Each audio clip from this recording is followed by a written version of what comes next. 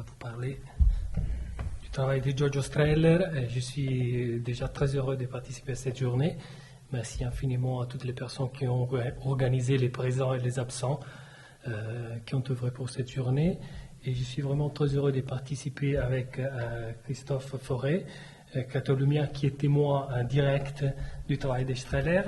Donc Giorgio Strehler, il a été fondateur en 1947, vu qu'on parle des vieilles histoires, avec Paolo Grassi et Nina Vinci du Piccolo Teatro de Milan, donc les premiers théâtres publics italiens.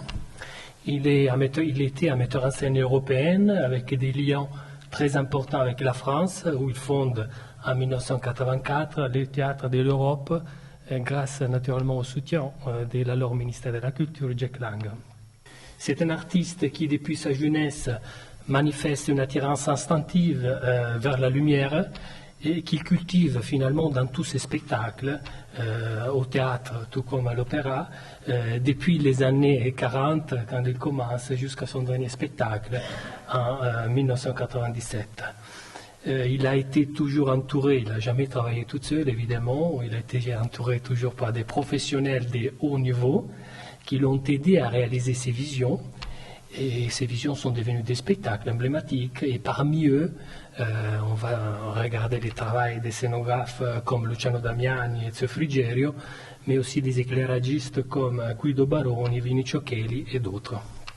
Donc avec Christophe Forêt, on a pensé de commencer par leur témoignage, et puis nous analyserons de manière très synthétique l'articulation entre lumière et scénographie, et nous évoquerons donc le blanc strehlérien, le fond des scènes, la lumière directionnelle et, si on aura le temps, les débordements vers la salle lorsque le lieu théâtral devient un lieu scénique.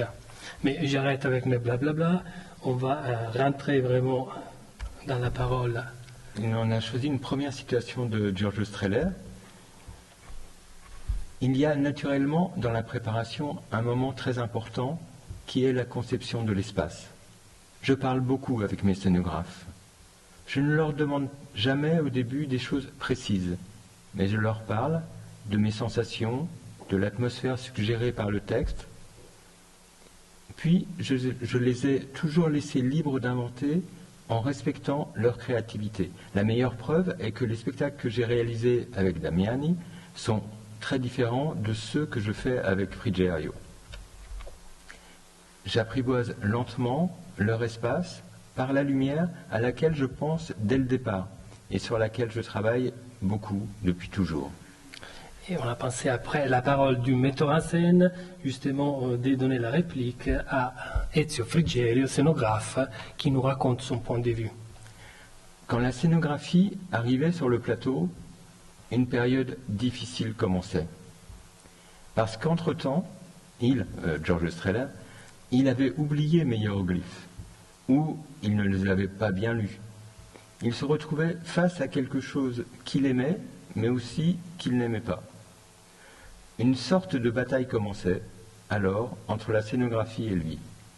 Parfois, il se fâchait excessivement. Il assumait même des attitudes féroces envers cette pauvre scénographie, puis, piano piano, il entrait dans le mécanisme scénographique, et dès lors qu'il y entrait, la scénographie commençait à se transformer à ses yeux. Elle se faisait une place dans son monde intérieur, dans ce jeu extraordinaire de lumière dont il fut maître et magicien. Il possédait un don d'histrion pour poser ses éclairages sur les éléments qui étaient en scène, et adagio adagio, ma scénographie se transformait en sa création. Et je suivais physiquement ce transfert de consignes de moi à lui. Et on va poursuivre cette fois-ci avec les témoignages d'un des créateurs lumière, qui est Claudio De Pace, qui est l'un des derniers qui a travaillé avec Strehler et qui est actuellement responsable de la lumière au Piccolo Teatro, qui nous dit... Dès le premier jour des répétitions, Strehler voulait une atmosphère liée à sa vision du spectacle. Si c'était une pièce du XVIIIe siècle, il fallait qu'il y ait une atmosphère du XVIIIe siècle. S'il s'agissait d'une pièce contemporaine, il fallait qu'il y ait une atmosphère correspondante. Donc pour le premier jour de répétition. Le premier jour des répétitions, au plateau, Strehler arrive généralement vers 14h, alors que les acteurs sont convoqués à 17h. De 14 à 17 heures, il fait installer les lumières de répétition. Montez un peu l'intensité ici, baissez un peu par là, changez ce filtre avec un ombre, mettez un bleu ici. Et quand il était satisfait, il disait « Très bien, maintenant allez chercher les acteurs ». Ce n'est que lorsque l'ambiance était juste qu'il faisait venir les acteurs. Lorsque ceci arrivait, ils étaient toujours frappés par l'effet de la lumière. Ils semblaient savoir d'emblée dans quelle direction ils allaient travailler. Strehler était exigeant, mais il était facile, entre guillemets. Il était facile de faire des lumières de faire les lumières de ses spectacles, parce qu'il était très clair. Il avait des idées très claires. Et on a rajouté encore, ce sera le dernier témoignage, un autre artiste, créateur lumière plus expérimenté de Claudio De Pace, des maîtres Vinicio Cheli, qui a approfondi un petit peu ses discours sur la suite de la création lumière. Le choix de la lumière se fondait plutôt sur un principe dramatique. On prenait un appui sur le réalisme, le jour, la nuit, le soir, mais ensuite tout était déterminé par la dramaturgie du texte. S'il y avait une scène dramatique, même si le soleil entrait par les fenêtres, l'atmosphère créée par la lumière devait être dramatique. Cela ne pouvait pas être simplement réaliste, à laquelle on peut apporter une autre réponse prise dans... Là, ce sont des interviews que Antonio a fait de ces personnes, de ces éclairagistes de Strehler, pour la rédaction de sa thèse. Et donc, Claudio De Pace pourrait répondre à Vinicio: j'ai peut-être eu tort de parler de réalisme. Ne pense pas au réalisme comme au néo-réalisme de Rossellini. Peut-être serait-il plus correct d'utiliser le terme de réel en ce qui concerne la lumière. Une lumière vraie. Strehler cherchait une lumière aussi vraie que possible. Et après ces quelques témoignages, nous allons rentrer vraiment dans la fabrique de la lumière strehlerienne, avec cette première possibilité d'articulation entre scénographie et lumière, les blancs strehleriennes. Qu'est-ce que c'est ces blancs strehleriennes dans ton expérience des créateurs lumière, mais aussi des spectateurs? Le blanc strehlerien, on peut dire, c'est un type de lumière qui revient souvent dans les spectacles de Strehler et qu'il a inventé avec ses créateurs lumière pour un spectacle particulier, emblématique, La vie de Galilée. Donc là, on voit une photo de La vie de Galilée, un décor de Luciano Damiani, créé en 1963. Antonio, tu peux nous faire écouter la demande de Strehler? Oui. Tout était facile avec Strehler. Qu'est-ce qu'il avait demandé donc à son éclairagiste Guido Baroni? Galileo, per esempio, che è stato secondo me il più bello spettacolo che abbia fatto io, è il più bello di Strehler, immagino. Ora bisognerebbe sentire lui se per lui Galileo è il più bello. Lui mi dice, guarda, la prima scena si apre il sipario e deve essere il primo giorno della Terra. Quindi deve essere una cosa piena di luce, la luce deve venire dappertutto, perché è l'alba della nuova, l'alba dell'umanità. L'aube de l'humanité, donc c'est une... Donc c'était la demande simple de Strehler pour ce spectacle. Et donc comment ont-ils fait? Alors, ils ont choisi, en fait la solution est la plus simple du monde. Ils ont choisi d'utiliser des capellotti, des petits appareils très basiques, avec juste un réflecteur, des appareils très basiques avec une lampe floue de Nitrafot 500 watts, une boîte carrée devant qui fait volet bande d'or, et en la plaçant par nappes groupées, ils ont obtenu une lumière à la fois diffuse et directionnelle, une lumière blanche qui peut faire varier du chaud vers le froid en mettant une lampe sur deux, une lampe daylight, une lampe blanc artificielle.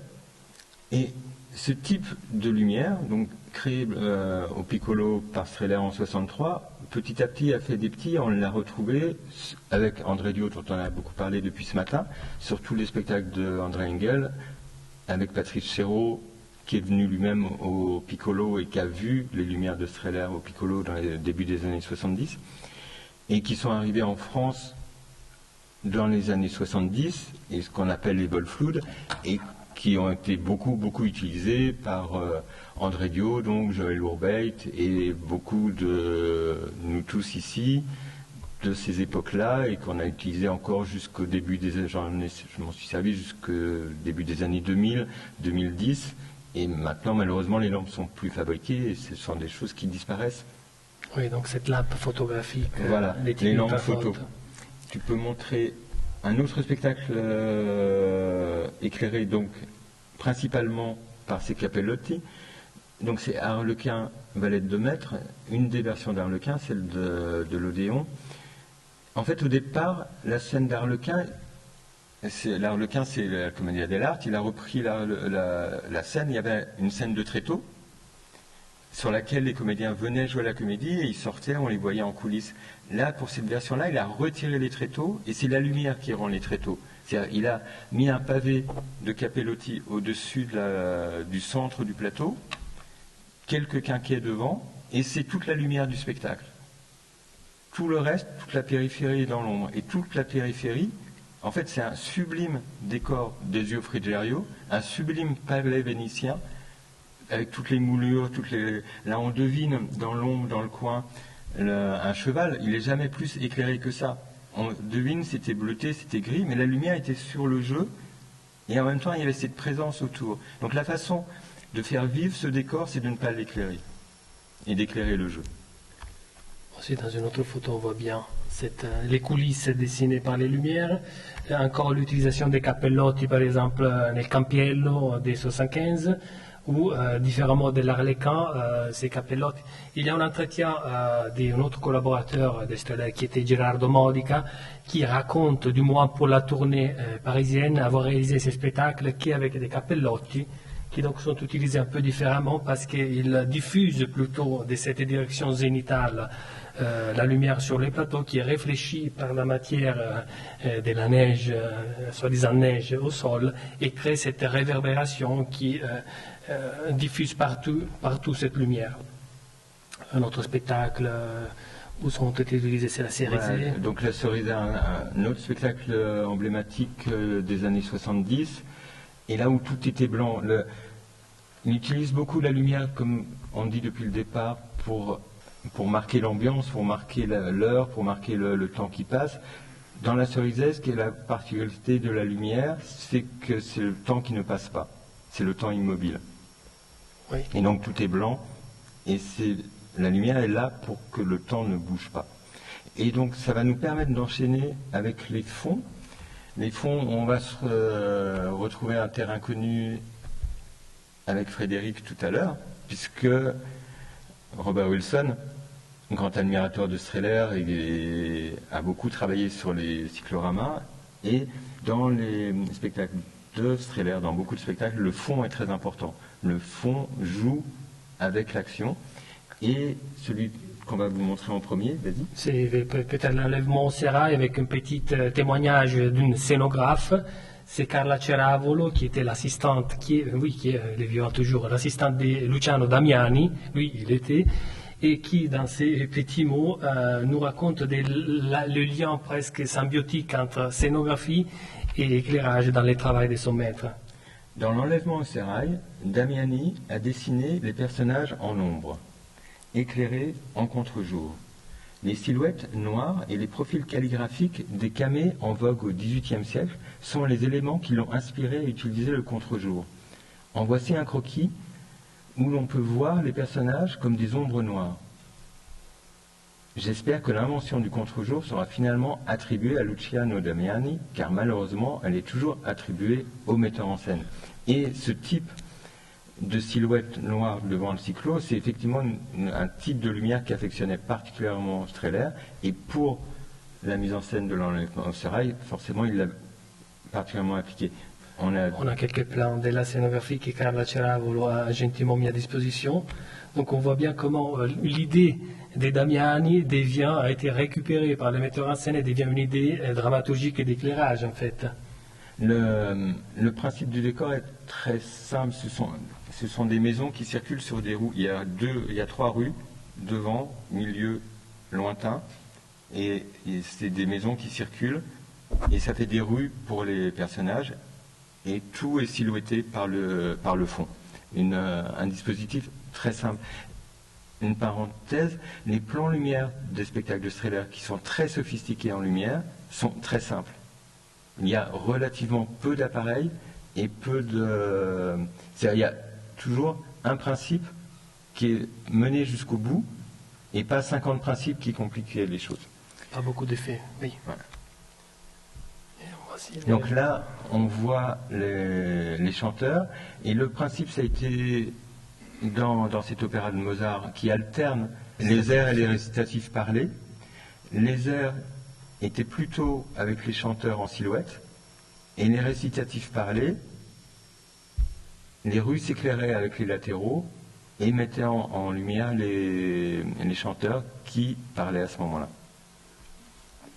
Une photo avec davantage on voit davantage l'ensemble des plans. Et on voit les différents plans successifs et avec le même principe du dedans-dehors, c'est-à-dire le centre de la scène où se jouent les scènes et où on voit les gens en attente, en coulisses, avant de rentrer. Donc finalement, une application de ce que Vinicio Kelly dans la première citation avait dit, il avait évoqué la question de la lumière dramaturgique. Ben là, on en voit une application parce que c'est la lumière vraiment qui suit la musique et la dramaturgie de la musique. Lorsqu'il y a des airs, les chanteurs vont en silhouette et lorsqu'il y a des récitatifs, il y a de l'intrigue qui avance et sont en lumière. Et on a une petite... Un petit schéma d'installation, donc pour compléter ce que je vous disais tout à l'heure. Le principe des cyclos de Strehler, c'est un tulle, un cyclo et de la lumière derrière en indirect sur un réflecteur pour avoir une lumière puissante, homogène et douce et lumière chaude, lumière blanc chaud, blanc froid, un équilibre des deux pour une lumière étale. Et dans d'autres spectacles, on voit encore ce fond bien travaillé. Donc la bonne âme de Sichuan. C'est des exemples, oui. La tempête. Et la fin de l'île des esclaves cette nuit avec la lune. Et on passe à l'autre déclinaison, la lumière directionnelle, où cette lumière, on a un peu vu, elle est capable de dessiner l'espace avec des lignes tracées par les faisceaux lumineux et naturellement leurs complémentaires, les ombres propres et portées, qui viennent compléter l'image scénique en créant un rythme antérieur à l'image proposée. Par exemple. Et donc là, c'est Les Noces de Figaro de Mozart, créé pour l'Opéra de Paris en 1973. Et donc là, la lumière directionnelle, c'est une lumière directionnelle de base réaliste qui vient par les fenêtres et qui raconte cette folle journée. Là, justement, c'est pas le temps immobile, c'est le temps qui passe puisque c'est la folle journée. Et c'est important d'avoir le jour pour raconter le temps qui passe et le temps après lequel les chanteurs courent, les personnages courent. Et par contre, les chanteurs, ils sont pris entre cette lumière vive qui vient de dehors et l'ombre qui est à l'intérieur. Toute autre proposition. Et donc là, on était dans un univers réaliste. Là, on est dans un univers beaucoup plus abstrait. Le Roi Lear, également dans les années 70. Également un décor de Frigerio, mais très très différent, puisque c'est un espace, il y a un cyclo gris très très sombre derrière, qu'on voit à peine sur les photos. Un sol en terre, c'est du caoutchouc, des morceaux de caoutchouc noir et des passerelles de bois suivant les besoins des scènes. Et pour ce spectacle de Roi Lear qui raconte le monde, qui raconte la violence du monde, la violence du temps qui passe, la violence du temps qui passe sur les personnages, il avait besoin d'une lumière très violente. Il revenait à ce moment-là de Rome, où il avait travaillé avec un créateur lumière, Armando Stacchini, qui travaillait aussi à Cinecittà, et il l'a ramené avec lui au Piccolo à Milan, et ils ont ramené avec eux les projecteurs à arc de cinéma pour avoir cette lumière violente et très directionnelle. C'est une vue des projecteurs à arc qu'ils ont ramenés et qu'ils ont remplacé ensuite par les projecteurs à chimie, plus faciles d'utilisation. Au début, ils ont détourné des poursuites à chimie qu'ils les ont transformés en projecteurs de scène. On voit les faisceaux là, donc dans l'orage. L'orage à nouveau. Là, c'est les projecteurs Pani qu'ils ont détournés.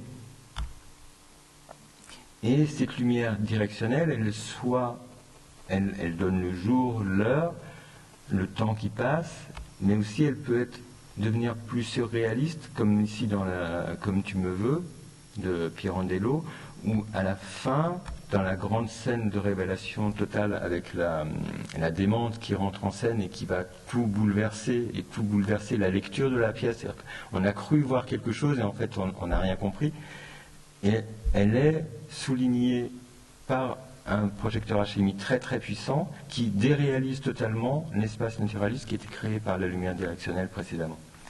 Là, un petit schéma du plan de côté court derrière, parce que là, comme tu me veux, c'était entre deux verrières et tout venait de là. Il y a plein de puissances, 5 kilos aussi.